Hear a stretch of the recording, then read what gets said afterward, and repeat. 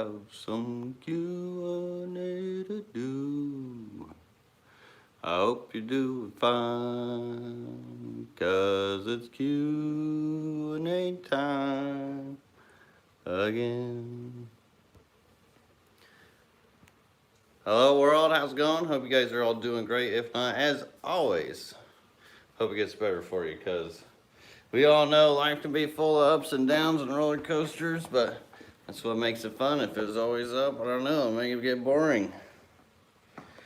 But hopefully it is good at least, even if it is not up.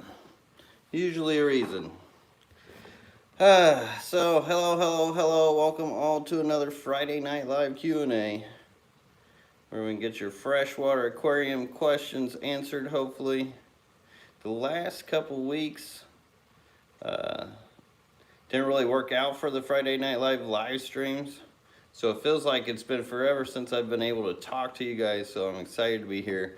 And we are in the garage section, to where it was pretty safe as far as the internet connection and everything. We shouldn't have any issues, so it should be good to rock and roll. Chris Trapp, great to see you in here, buddy. All the hellos, hello to all y'all. Always great seeing your names in here.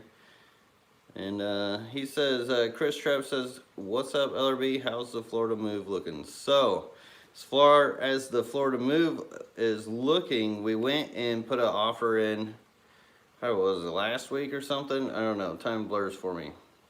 But anyways, did not accept that. They had another cash offer, so the cash offer, we had like a 5,000 difference. We should have upped it a little bit. So we were really disappointed on that, and we are still looking, but we at least have a goal. I'm excited that I have a goal to look towards, because as I was doing the pond, it's getting close to finishing that. A lot of the fish room is pretty much done. Like, there's a little bit to do here, but I just need more space for more fish to do bigger things, and at least I know the location we want to go. There's another house we were looking at, but it is out of our range. I don't know. We'll see how it goes, but that'll give me time to still do things here, because as I look around here, there's still so much I'm excited about around this house and this fish room. So I've been getting into it and been enjoying it, and got some stuff in the backyard done for the pond this week as well. The weather was fairly decent, so that was great. So it is still on the radar, because as some of you guys know and have been watching me for a long time, I tried to escape to the Virgin Islands a while back, right before this whole shenanigans started. And that didn't work out, which, I mean, world works in mysterious ways. There could be a reason for it. Now that I think about it, hindsight, kind of best I didn't end up on the island. And Florida is a good in-between to where I'm on the mainland, but still have that all year round, able to do stuff outside without having to use a ton of heat like my heated outdoor systems use. But all right, anyways, enough on that. Michigan Tropicals, thank you so much for the $5 super chat. Oh, let me get the dehumidifier, forgot about that. All right. But he says, hello everyone, Michigan Tropicals, thank you so much, buddy. And it has been on my mind to still come up there and try to get up there before I get down to Florida to come do a tank for you like I promised and mentioned I would. So still haven't forgot about that, and thank you so much for the super chat and the support. And Big D's Aquatics, thank you so much as well, bro, for the huge $50 super chat. Coming out big, says, sup bro, is there any way to get more males out of Antlers? My females produce a lot more females than males. So what you gotta do is be careful with the females getting too big in your colonies, because sometimes they'll overpower the males to where it's just pretty much like girl power rules over boy power, because the females can get really big. Now I know some talk about temperature making a difference. I don't know how much I really believe in that, because I've seen it more just come out in the behavior of the colonies over the years. I haven't really tested the heat too much, because I keep things kind of consistent between 70s and 80s in here. And honestly, I can never remember if it's hot that makes more males or cold that makes more males. So if anybody remembers that, please let Big D know in the chat, and I will try to call it out. That way people who are listening can stay on subject. But thank you, Big D, for that. So hopefully that helps you. The number one thing when it comes to colony breeding, and it's also good to like really selectively breed your guppies, as far as like taking your male and female and then maybe putting the female in its own tank, then taking the fry from them, or even do that with multiple females. Wait till they are about to give birth or whatever. You got to be real careful with it though too, because sometimes stressing them out can cause more problems. So you don't want to do it right before they're about to give birth, but more kind of in between. And make sure it's a comfy spot that has plants. It's just real natural kind of setting. That'll really help your guppies get going. And then watch for your babies. You could either take the babies out or the female. I would normally just take out the female and put her back into the colony. And as far as the babies, I would take them out and then grow them out somewhere else. That way the tank's still used for something. Hopefully that helps. And thank you again, Big D. That was awesome of you. Big D Aquatics.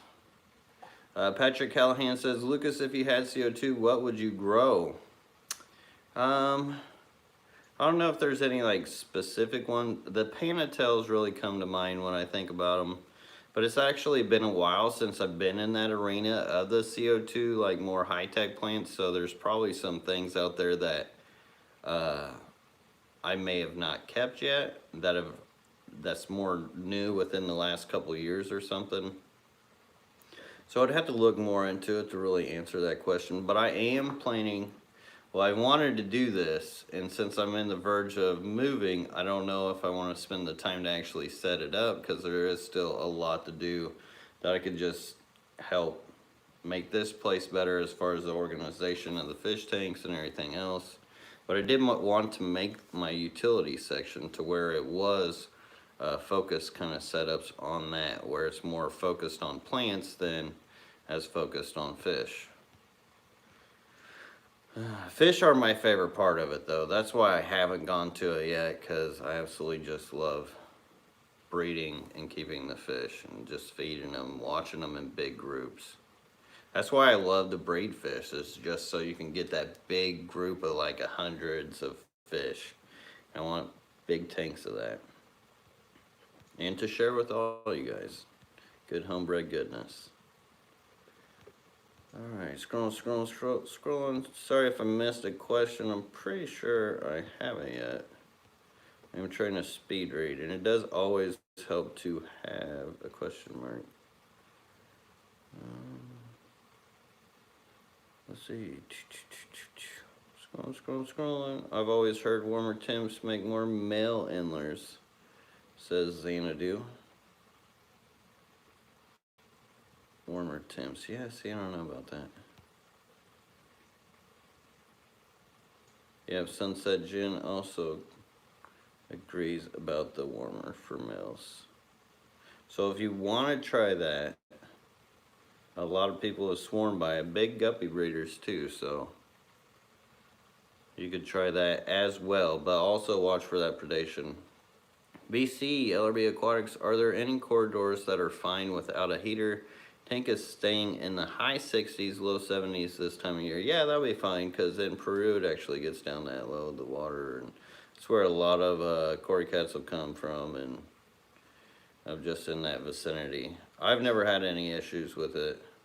Just make sure, like, you're talking about high 70s, 68, 69 is kind of pushing to 65. That'll actually probably trigger some breeding. As long as it's not for a long period of time, then I mean, it should be alright. I've never had to worry about it too much, but also kind of heat the whole room. And that's another thing too. If you're battling with whether you want to heat something for your aquariums, well, you may only have one fish tank, but for those who have multiple fish tanks, those oil-filled radiator heaters are great. And then put heaters in your bottom tanks, and then it all just radiates up. Adam Schrontz, hope I said that right, said, I just wanted to say thank you for the inspiration to breed and grow fish and shrimp. We met in NC 2 years ago, and just this week I sold 140 worth of home-raised fish and shrimp. Good on you, bro. Well, good on you, bro. That is awesome to hear, and glad to hear that you're doing something with it and following what you want to do. That's awesome. Congrats to you, and thank you for the shout out.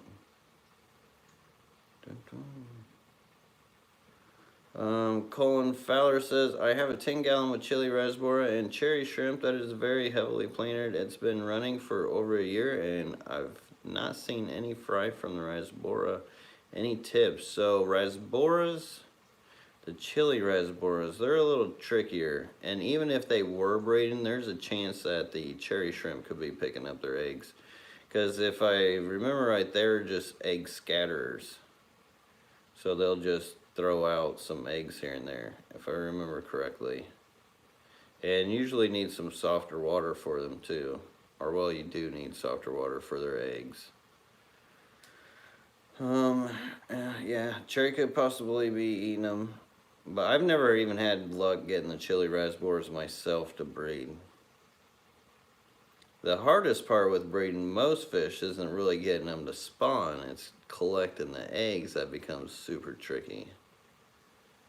Zeph Loves Cats says, Panda Cories love low temps. That they do. Time to time.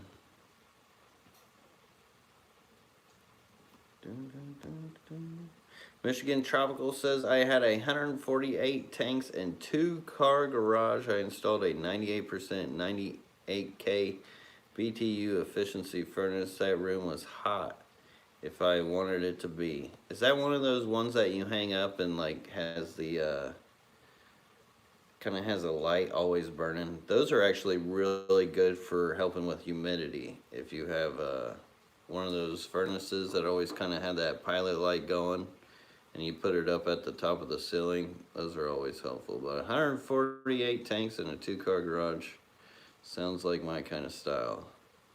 But thank you so much for the super chat on that, Michigan Tropicals, for throwing down the $5 to mention that. Thank you, Michigan Tropicals. It was a house furnace, okay. Marvin's Loach Garden says, in the spirit of the holiday season and their corresponding travels, what is your favorite auto feeder, or do you always hire help? So actually I don't even feed the fish room when I go. Usually there's something in the tank that they could supplement.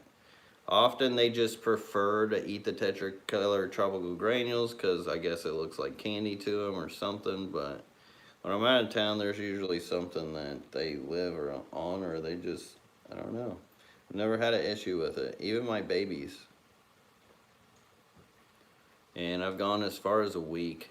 Now anything over a week, then I don't know what I would do. I'd probably set up at least one feeding or something somewhere. But I try never to go over a week. Sup, Lucas, do you have any experience or have heard of anoxic filtration? If so, what are your thoughts? Yeah, I learned about it, then forgot about it because it was like way overkill and just way too much to be doing for keeping an aquarium. It didn't make a whole lot of sense. So yeah, not a fan of it. But I'm not going to get in detail because, like I mentioned, I just kind of forgot how that whole system worked because there was no point in remembering it. Andy M says, Tiger times black Moscow fry. What do you think? I think you get something like more like a nebula if you get that out. Or maybe another name for the guppy. I couldn't tell you exactly which strain, which name. Crown Tail Half Moon says, "Sir, is it possible to mention the donation fundraiser that Super Cichlids is doing for a young girl named Anna?" Well, yes, it is definitely possible. So, from what I hear, Super Cichlids is doing a fundraiser for a girl named Anna. Now, I'm not 100% sure how you get a hold of Super Cichlids, and I've seen them around at many conventions too, so they've been in the hobby doing their thing for quite some time. So I'm sure if you Googled Super Cichlids, then you can find out what that's all about. Aquaball's got a 2-car garage with 70 tanks now, hoping for more next year. Sounds sweet. Adam Schroen says, "How are the CPDs breeding projects coming along?" Yeah, they're pretty slow. Pretty slow with being out of town like all the way, and just there's not enough tank space. I do not have enough space to actually like breed things the way I want to, because I'm thinking like, oh, I can move these fish over here, move these fish over there, but whenever I move them, I'll be like, well, I might as well just wait to see if the babies pop up, and half the time babies do pop up, and then there goes that tank. I get to move something. So that's why South Florida, get me down there with the shovel and the sand. I'll dig all kinds of ponds. I'll be throwing them fish out there to go live in there. I'll have my inside tanks going too, but I could dig so many little holes to breed fish in. And they would love it because they'd eat all the bugs. They'd be living their best lives. Patrick Hardy says, "I hope you and Sarah and Little Man are doing good. When will you add some more Volcano Guppies to the website?" I was actually debating whether I was going to do that today. I was doing the stock today, and I don't know. I may be able to put some on there next week. If I do, it'll be a pair or two. I don't really have a whole lot to spare. But hope you're doing well as well, Patrick. Glad to see you in here. And yeah, you guys ran through my guppies. But it's actually good timing because I should have mentioned this earlier, we're not going to be shipping in the next 2 weeks because with the whole holidays, every year, every season, that's the 2 weeks that it's really hard to ship on, and people will be doing Christmas stuff and don't want to risk it. But besides that, like, our shipping's been doing awesome. We've been using these 110-hour heat packs, been working really well. And I watched the weather through the not OSHA, but what is it? I can't believe I can't think of it now. The NOAA website, where you see everything in the whole U.S. and I judge by weather how many hours to put the heat pack in, because it can be tricky, because sometimes if it gets warmer and then it gets colder, then you get too much heat up on a bag, then it could cause problems. So you got to be really thoughtful on how you do that. But yeah, it's been working good. Glad to hear my Blue Star Antlers are going strong for you as well, Adam. Sarco Human says, "What I noticed is some fish only breed during summer." Yeah, sometimes it is very seasonal for fish to breed, for sure. Definitely, and they can tell. That's why people will try to trigger cory cats for with those cold water changes, because it expresses that season for them.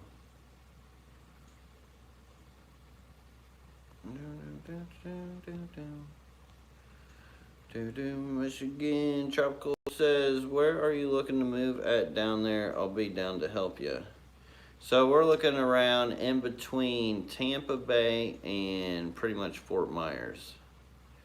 I don't want to go much higher up than Tampa.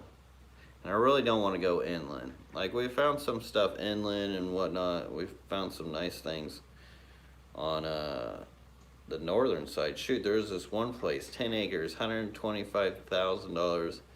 Like, it had a modular home, but it had a little hut too, or a little shed that I could throw some tanks in. It would have been enough to, like, I could retire out that. We wouldn't have to pay for nothing, and I would just build. But then there was another property. Oh, I could talk about that stuff forever. But I'm here for your guys' questions. But yeah, definitely around that area on that coast. I want to be at least close enough to where I could go fish some dinner if I need to. Shona Watt, which I'm not much of a fisherman when it comes to ponds and stuff, but I do like to eat fish, even though I do keep fish. Hopefully that doesn't hurt some people's feelings, but it's tasty. Shona Watt says, how can you switch from hang on the back filter to an internal? You know what, that's a great question. Because, yeah, I don't use them. So, I used to use hang on the backs. They were like my go-to. They do a good job as like purifying the water, keeping particulates out and stuff like that. But you really got to keep on the changing of the carbon and everything else like that. Which the carbon's the main thing that's really helping you through those hang on the backs as far as that clarity. But if that's really what you want to do, something like that, if you want to switch from it, you can just switch it off, like turn off your hang on the back and then put your internal on. It shouldn't be an issue. I would actually do it without doing a water change. I would not do a water change before. That way you have the cycle material of the water, because you'd run the chance of over cleaning it because your internal filter isn't going to be holding that beneficial bacteria like your hang on the back would be. But if you got a substrate in there, then you should be good. Just don't do a water change. And then maybe do your water change like a few days after. Oh no, undo that. I didn't mean to do that. Sorry, Adam. I accidentally deleted your message, Adam. I did not mean to do that. This thing just started hitting buttons. Or well, I did. ADHD Aquatics, thank you so much for the $5 super chat. Said Merry Christmas. Merry Christmas to you as well, ADHD Aquatics. I appreciate the $5 super chat. Awesome of you. And the member chat. Hope you're doing well. Chris Trapp, I wonder if any old fish farms for sale. So there was actually one fish farm for sale. It was more for tilapia though. And honestly, the way that the tilapia farms are set up, that is not how I would do it at all.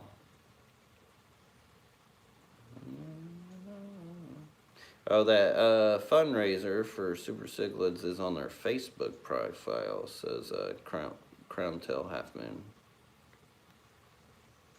And they're raffling a big tank as well. Nice. Canastillo Valley Cichlid says he's recharging his Reiki. Good for you, bro. I used to mess around with Reiki a lot. I got some stories about it too. Aqua balls. Are you going to try saltwater tanks? One day. I hope to have that little nook in the corner of my big fish room that I can throw some of them fire red shrimp in, mess around with those, and that would probably be the beginning of at least a little saltwater corner. I don't know how much I would get into it though, but really those red shrimp, those fire red shrimp, those things are amazing. Bunny, oh wait, she's talking to somebody else. Man, see, how did I do that? See, I deleted his message, but then I said undo, and then I didn't undo it. Adam, if you're around, I'm sorry, bro. Might have to figure that out. Or you at least try to type something, that way I can see if later down that it actually works.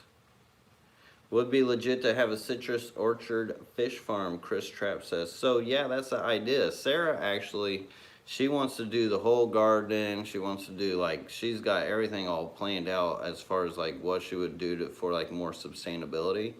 And she also she kind of wants to retire from the rat race, do her own thing.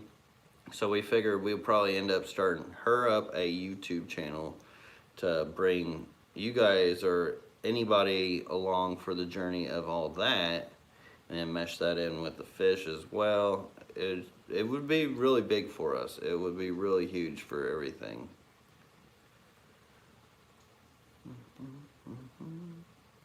Florida land taxes really aren't that bad. Funny Viper, but thank you for looking out. Anakin Aquatics, how's it going, bro? Let's see in here. Oh, you're welcome, Crown Tail. Alright, scrolling for them questions. Fish are much better when they're fresh, yes, for sure. With sand substrate, how much root tabs should I use? I don't know, I never use root tabs, but I absolutely love sand substrate. But I've never had to use root tabs. There we go, on head Adam. We're back. Is Adam back? Finally making it through. Man, I am way back. Double lurking, somebody's double lurking. I see that. Hello Susan, hope you're doing well. How's the family? They're good. Good. I'm glad you're happy with your order. John, thank you so much, John Fogarty. Questions. Hey LRB, what is your favorite plant right now? Will Baxter. So pearlweed is still my favorite plant. It's hard to beat pearlweed. There's just so much you could do with it. It's so versatile. You could either plant it and cut it like a carpet, or you could plant it, let it bush. You could even just throw it in your tank, let it grow like a moss, or you could just throw it in there and let it float and grow. Or you can do a little bit of all the above. And you could scape it. You could make some really cool stuff with pearlweed. Matter of fact, somebody could probably even have a channel on just all the scaping and molding you can do with the right types of pearlweed tanks. Just because how quick it can grow and how much you can actually manipulate it. And it creates metropolises for shrimp and fish.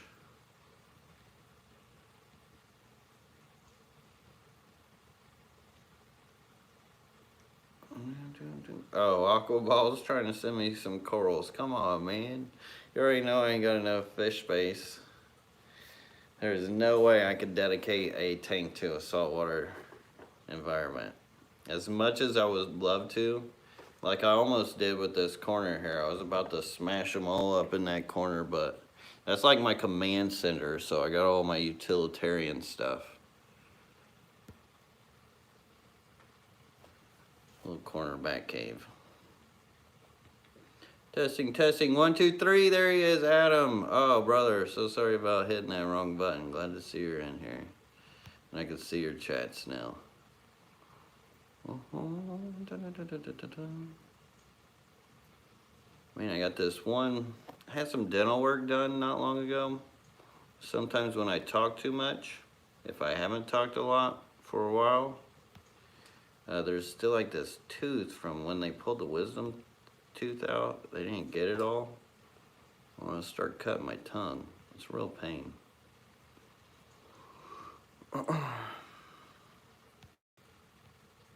All right, no questions. So I guess we're done here since there's no questions. I'm glad everybody joined. Just kidding. I'm not going to hop off yet. I guess I could ramble on about things. Oh my God, Muddy Waters throwing down at 2022. Thank you so much, Muddy Waters. Great to see you in here, brother. It's been a while. Says, hey folks, long time no see. Happy holidays. Happy holidays to you as well, my brother. Hope you're doing well, and thank you so much for that huge super chat. Tell Half Moon says, will tadpoles eat hair algae? I don't know if they do. I think like some frog tadpoles will. I think it depends on the tadpole. And they'd have to have, yeah, it would depend on the tadpole. And if they're not eating on the algae, they could be eating off the microorganisms from the algae. Matter of fact, whenever I do get my big fish room, I'm gonna have a section of just nothing but algae tanks. That way I can have like my nice tanks around somewhere, but I'll have like all my algae breeding tanks. Absolutely love algae for breeding. I know that's kind of going off track. Sue Ann Steve says, question, what are the fish behind you? Sorry for a newbie question, but I am new to smaller fish. So these fish behind me are Dockesia assimilis. Somebody was trying to tell me there was something else. Now they have been playing around with the mascara barb names, and maybe they have reclassified them or something. But as far as I know, they're Dockesia assimilis, and they have been that since I've had them. Oh, am I on live chat? I don't know. I thought I did. It's hard to see, like, the little tab thing's right in the light. There we go. Well, at least I thought I was. I don't know if I was. But thank you, Lady RB, for reminding me. And then there's also killifish in here. There's cherry barbs. Guess we can look at some fish while we chat. Just my glass isn't clean. So the beauty part about doing no water changes is that your tanks kind of hit the homeostasis. But when you start doing more water changes, you can get more nutrients in there and whatnot. Then I start having to deal with the glass more. But it's a good trade-off because the plants like the water change, so do the fish. Just had to scrape the glass a little more.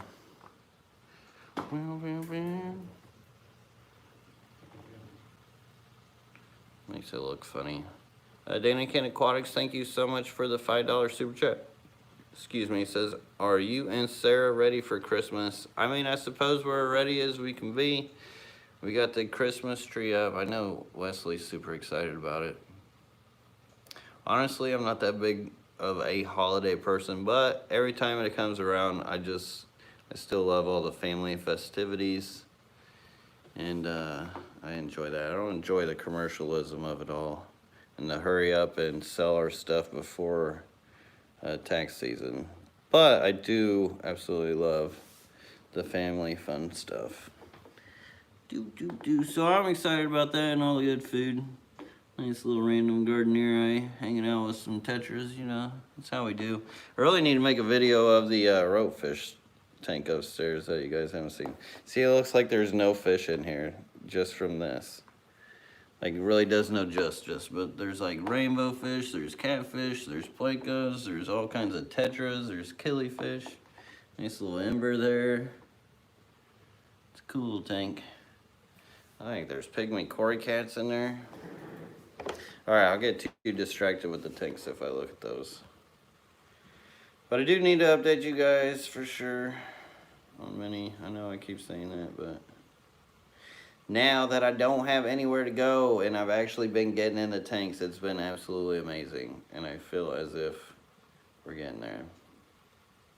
Michelle Scott says, how often should you feed baby Antlers? I wasn't expecting to have any, but I was given some last night. So as far as feeding baby Antlers, what I would do is get whatever food you're using and then just kind of dust them up and like break it up with your fingers, and they can eat off that. They'll eat off a biofilm, they'll eat off little microorganisms in your aquarium, all depending on your setup. Just watch your intake. I don't know what kind of setup you have, and watch for predation. Adults will predate on them, and it's good to have top and bottom coverage for them. Driftwood says, do you prefer large chunky wood in your tanks or gnarly sticks? It's a really good question, and it really depends on my tank. So if I just had a decorative tank, I would like chunky wood and gnarly sticks. But if I got a tank that I gotta catch fish out of, I try not to have anything. Shrimp, I absolutely love having driftwood for shrimp though. And Danakin, if I didn't say thank you for that $5 super chat, thank you again. Like seriously, bro, you've been absolutely awesome to me.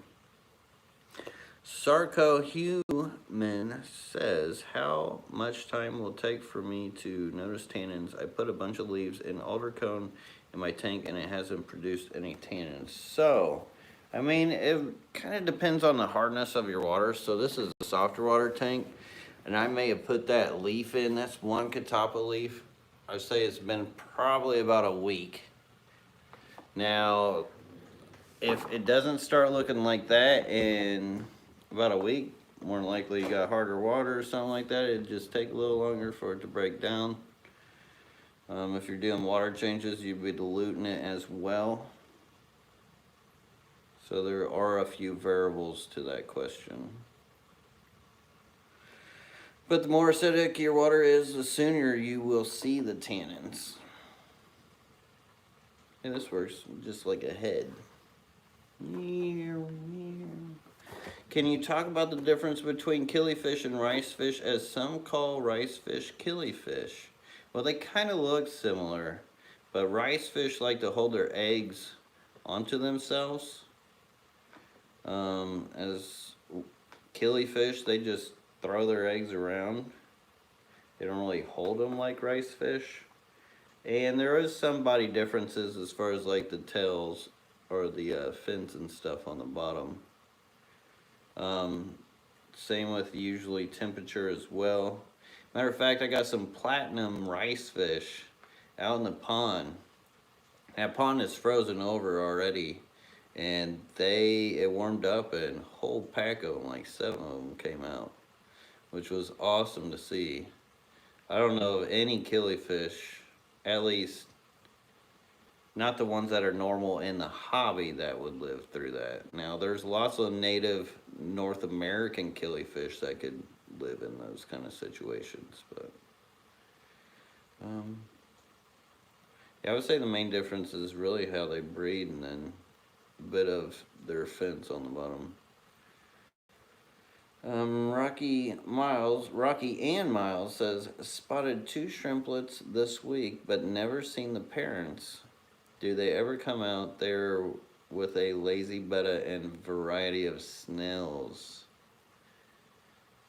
The shrimplets are out, but the parents aren't. Well, I don't know how lazy that betta is. Sometimes the adults won't be as brave, and they will go hide and have their babies somewhere, and then they try to breed the numbers out that way. It's kind of like a ant colony where they'll have the queen and they'll protect the ones that breed out for them. And then as the colony gets bigger, they expand, they start venturing out more. But having a betta in there, whew, even if it is a lazy betta, sometimes, I mean, they'll definitely snack and hunt. Now, I've seen it go both ways too. I've seen where bettas just wipe out shrimp tanks, but I've also seen shrimp tanks get overrun with shrimp and then actually try to take out a full moon betta before. Let's see your favorite Corys.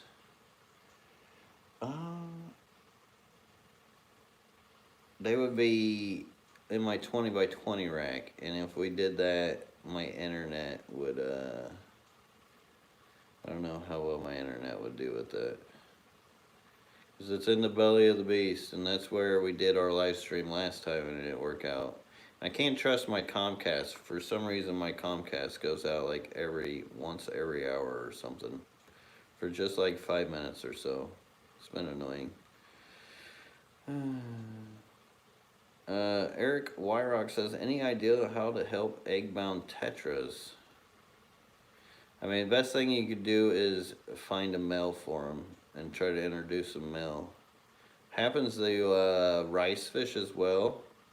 Happens to guppies as well. If you have females and no male around, that yeah, the eggs can get bound up into their insides and it looks like bloat, or it could look like internal parasites or something like that, but it's just the females have nowhere to distribute their eggs, and it can be really problematic. And it's sad, and yeah, if you can find a male, that's about the best thing I would say to do. Danikin Aquatics, thank you so much for the $5 super chat, brother. again. So what fish do you have in the tank behind your head? I have been trying to see what is in there, LOL. These, you've seen that. You've been here. Those are the Dockensia similis with some killies, some rainbows now.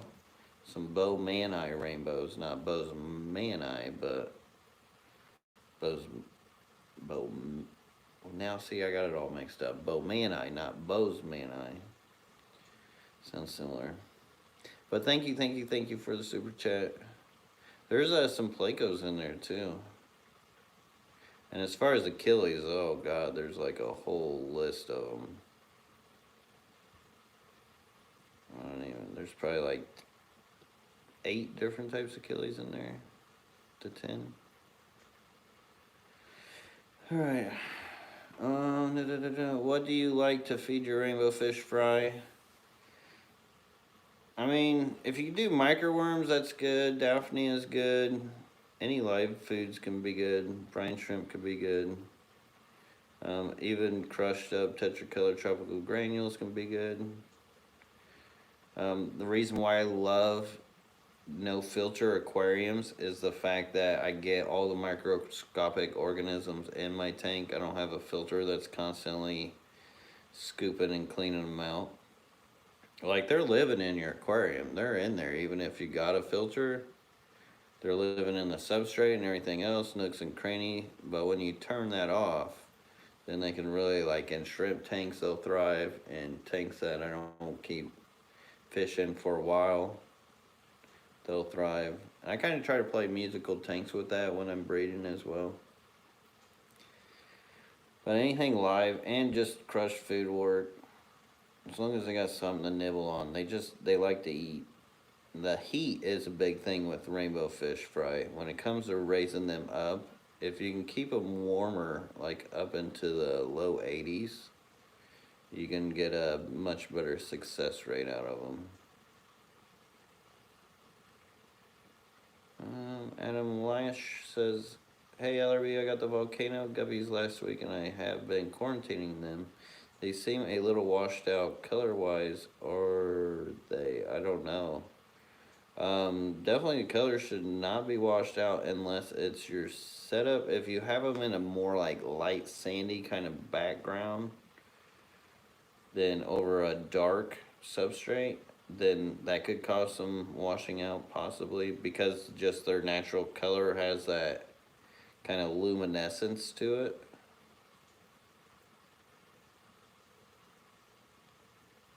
We need a fish room tour in the future. Definitely. Just unedited shrimp room. Definitely need to do a fish room tour. Like, I'm still planning on selling this place to one lucky person. So we'll definitely have to make a video on like what's all here and everything with all that. And the opportunity, and talk about different situations, whatever. And yeah, I've got it all written down. I'm not trying to get into all that right now. Kyle Morrison, but we'll definitely be doing that for sure. Kyle Morrison says, how many Neos can you put in a 2-gallon? I mean, I would honestly just start off with a few, like 3 to 5 tops. And I would definitely put rock piles in there, maybe some driftwood in there for them. That way you make the 2 gallons more than 2 gallons. Because really when it comes to shrimp, it's more about surface area. Hernan Rodriguez says, what do you like to feed your rainbow? Oh, I already read that. I kind of went backwards, didn't I? Adam Lash, are they just young or could it be stress of the move? Love the guppies. Could be stress, but like I mentioned, could just be the background. Comfortability has something to do with it. I think they might have been on the younger side if I remember correctly. Because I am very, very low. Matter of fact, they're out of stock on my website. So, but as far as the color, when I pulled them out, their color was great. Koi fish, hello Lucas, my bleeding heart tetras have fungus. From what I can tell from, how would you treat? As Well, yeah, see, the bleeding heart tetras, they don't fight much with each other, so definitely could be something fungal. I would hit them with the API fungal cure to help with the fungus. You could just try some catappa leaves if you don't mind throwing in some leaves in your tank. You could do it a more natural way with that because catappa leaves are antibacterial, antifungal. Now, if it's like a dire situation, you think they're like gonna die right away, I would hit them with the API fungal cure. But if it's just like something small and it's not really bugging them too much, but like something you notice, then definitely hit them with the more natural catappa leaves. Especially if you got, now if you got harder water too, I must mention that, then like we mentioned earlier, the catappa leaves don't break down as fast. Now you can speed that up by boiling them up, and you can use that water after you cool it down to kind of make a solution. Oh, there you go. Adam Schruntz. Oh, wait, here we go. I can't miss Muddy Waters question. I'll get back to you, Adam, though. Question at chat. Any experience to everybody here? So, any experience submerging land moss, specifically Pacific Northwest, similar to Java moss? I can imagine that you would be able to find some that would do so. Because I've actually seen it happen um, where you can transition them. But I can't tell you which one's which. So anybody in the chat in the Pacific Northwest area especially, hit up Muddy Waters about that. Adam Schroeder says, do you feel the need to boil any Indian almond leaves before putting them in the tank? So no, I don't. I just throw them in there. Now I do inspect them. If I feel like there's some weird stuff on them or something like that, I'm gonna be like, well, that was a bust. I'm not gonna use these. But for the most part, like, some age differently. As long as there's not like anything protrusion or anything extra on the leaf, it just looks like a leaf, then it's good to go for me. And yeah, oak leaves work as well too. Maple leaves actually work really well. Super tannins. Happens in my backyard every year. MPH Fresh Fence says you still have those bucktooth tetras. Thinking about setting up a 40-gallon for them cold tank. So I don't still have them. I absolutely loved them, but I just needed tank space for just breeding fish because I love to breed fish. And they weren't really breeding for me, and I had been trying them for a while. Just became more of a tank that I was looking at than really functioning. So Fish Room Fever actually now has my bucktooth tetras.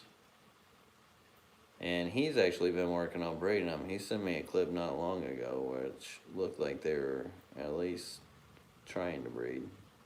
It's just collecting the eggs, like I mentioned. That's the hard part when it comes to breeding.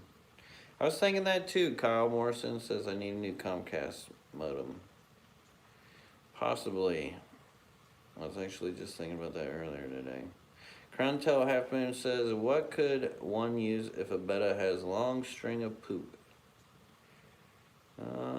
General Cure usually is the best for that long stringy poop. Ian Clayton says, what's the proper amount of light off for an aquarium? It really just depends on how strong your light is, what you're keeping in there. You got slow grower plants or faster grower plants. I think it's good to give them a rest for sure.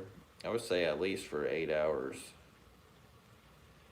And some people just structure it to their schedule as well, like when they're going to be around. And because you got to think about in nature, I think around the equator it's like 12 and 12.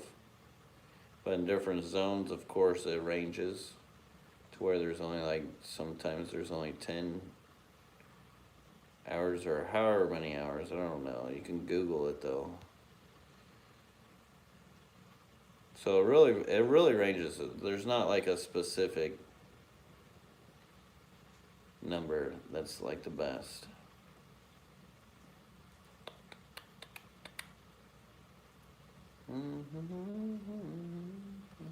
Carol Cox, you have been here for a while. Says, wow, I've been here for a while. Setting up for a membership. Comment. 17 months. That is awesome. And I remember you been around for longer than 17 months. Feels like you've been here forever with me, Carol. And I appreciate it very much. Let's see.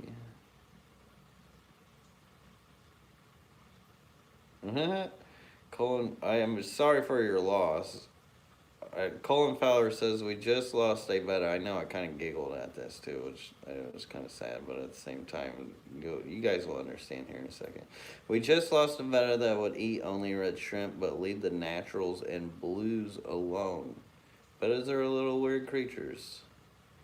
Indeed, indeed. Fish are weird, and they all have their own different personalities, but I think the reason why he was only eating the red shrimp is fish are just attracted to the color red. And I think that's why my Tetra Tropical granules work for even the pickiest fish. I had one of my friends, Oddball Aquatics, Haley of Oddball Aquatics, she did a test and she put all the different colors on a stick.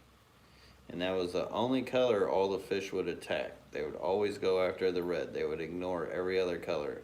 She tried it from top to bottom and even put the color in the middle, and they always went for the red. Every time.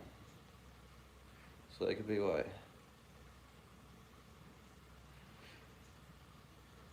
John, I should do that. Let's see. Rocky and Miles, thank you so much for the $1 super chat. Appreciate that, Rocky and Miles. Matt Riddle says, I'm in need of some female Antlers. I emailed you a few weeks back, but didn't hear back. Can you hook me up? Matt, did not see one in my email. I don't know if you sent it to Sarah's email or mine. But yeah, if she has it, she can forward it to me. Not sure what's going on with that. Where's the tilapia pond, right? Matter of fact, that house that we put a offer on actually already had tilapia in the pond. So we could have just fished tilapia out of it. And it was right next to a preserve. So there's like no field spray, there's nothing. It was like I was gonna live in the jungle. It was gonna be amazing. We're gonna have a pet alligator, lots of tanks. Which I wouldn't really have the pet alligator. He would live in the pond probably naturally, I'm sure. But still, it would have been cool. Crown Tail Half Moon says, any advice on Moina culturing? Do it multiply faster than Magna? Honestly, I don't know if they multiply faster or not. Really don't know. I would think it's about the same depending on how you're feeding them and their setup. But the Moina are smaller, and of course the Magna are bigger. And I was just watching a video, Blake's Aquatics had a video on it. Because my biggest thing with feeding them is, like, I can feed them spirulina and it does alright. But you don't get the numbers like you do from green water. But sometimes it's hard to constantly keep that green water going. Without a light 24/7. So if you set them up like a tank with light 24/7, maybe you'd have better luck. But he was using yeast and spirulina in like a distilled water mix, and he'd put it in his fridge and just give it like a few drops depending on his culture, and that they were eating off of that. So that was a good tip I learned off Blake's Aquatics tonight, just about that. Sarco Human says, what I do for my pH test kit, almost everything in the 6 pH looks the same for API Freshwater Master test kits. So yes, they do all look the same. And in my opinion, I don't get those tests. And really, I wouldn't, like, your pH will kind of tell you if you have hard or soft water, but honestly, I would get a TDS meter, and that would really tell you more if you have alkalytic or acidic water. The TDS meter, it's easy. You go by numbers. Anything over 200, it's hard water. Anything under, it's soft water. You go chasing pH, it can read differently on whether your water's outgassing at a different point, because even coming through a well, sometimes it could read differently because it could also be triggered by the perhydrogen, which can throw off a pH. So I really don't go off those kits. And like you mentioned, the colors look the same for everything, and it's really hard to tell. And I think I'm pretty good with reading tones of color.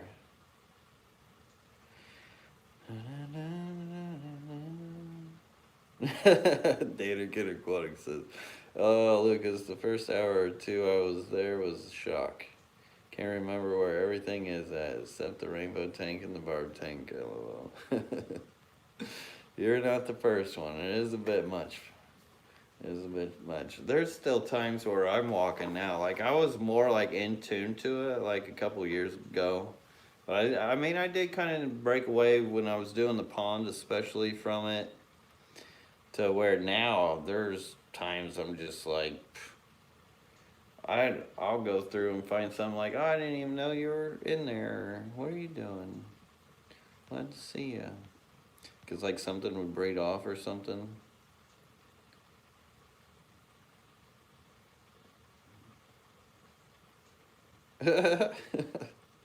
GK Aquatics having a little issue with this tablet. Oh my. Hey y'all, sorry, just able to join Grant's house. I heard you went to Grant's house. If you decide to live around us, I'd love to show you some wild crypts, says Dane. And yes, I did go to Grant Eater's house, his whole shrimp mansion.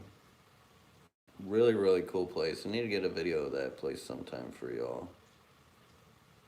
But his house is like my house, but just like pretty much all shrimp. It's crazy.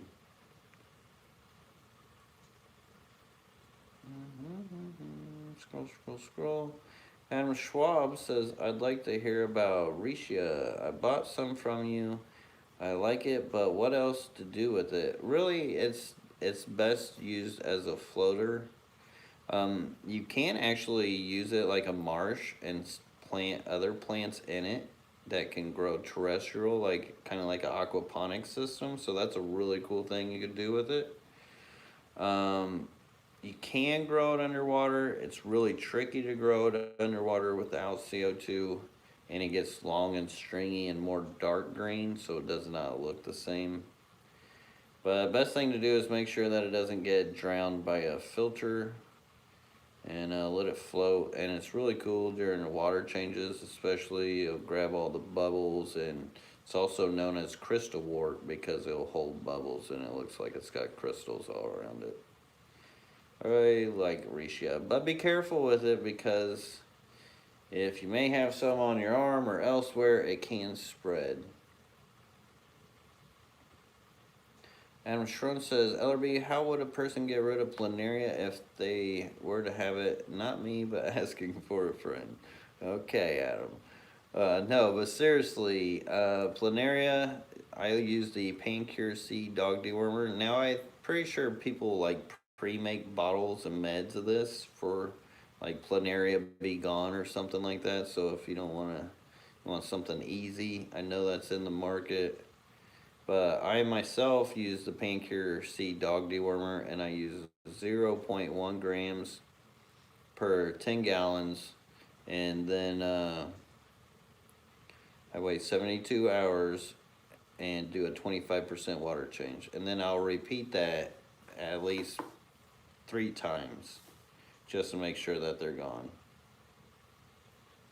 And when it comes to that powder stuff, the best thing to do is just put a couple drops of water on it, create it into a paste, and then mix it into a liquid. And more water you got to mix it in with, the farther and more it'll spread out for you. If you just throw the powder in there, it doesn't cover as well as far as the water volume and everything else goes.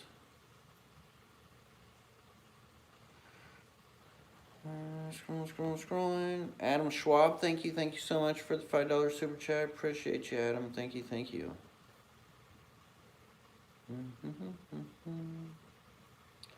Let's see. I enjoyed breeding rice fish, but have now turned my attention to dwarf neon rainbows.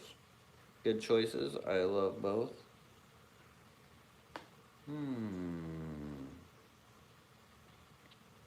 Thomas George says, I'm looking for an alternative to guppy grass that won't take over the tank every couple months. Any suggestions? I would suggest the pearlweed. Pearlweed is a great substitute for that.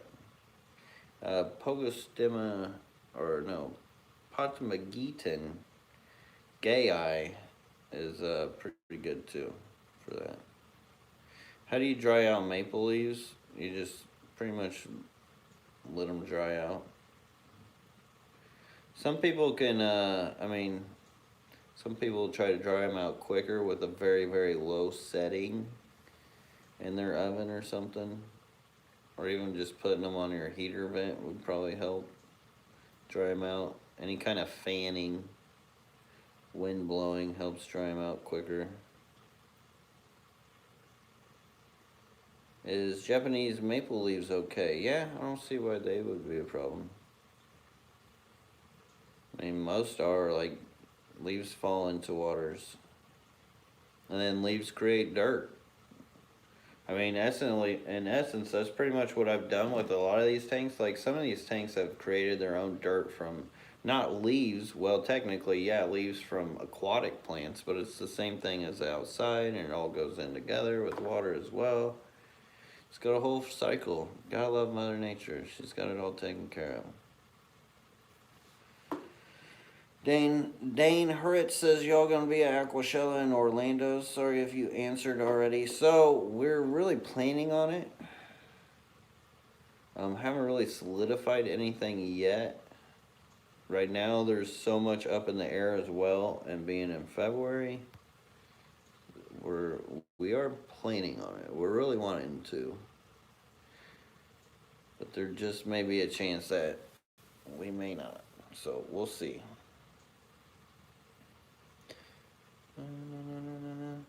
Water wisteria grows like crazy. That stuff is insane how fast it grows. Absolutely blows up. If it hits the air, oh, it's going to blow up. Jupiter 1, glad to hear your 18 blue colony exploded. That is exciting.